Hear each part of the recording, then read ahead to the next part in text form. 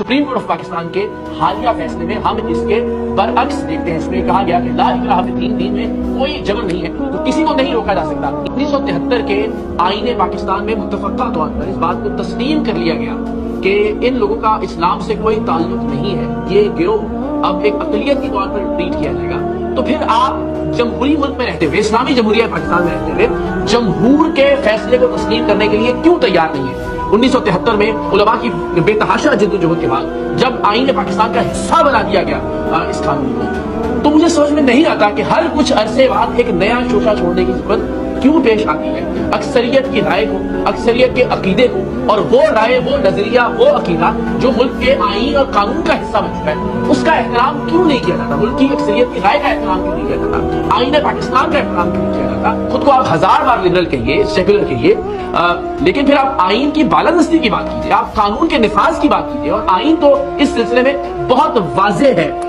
तो अकीदा अपनी जगह, जिसके लिए हम मर मिटने के लिए तैयार हैं। आप अगर आईन की बालादस्ती की भी बात करते हैं, आप जमहूरियत की भी बात करते हैं, आप अक्सरियत की राय को मुकद्दम भी जानते हैं, तो भी इस सिलसिले में आपको हम तमाम लोगों के साथ खड़े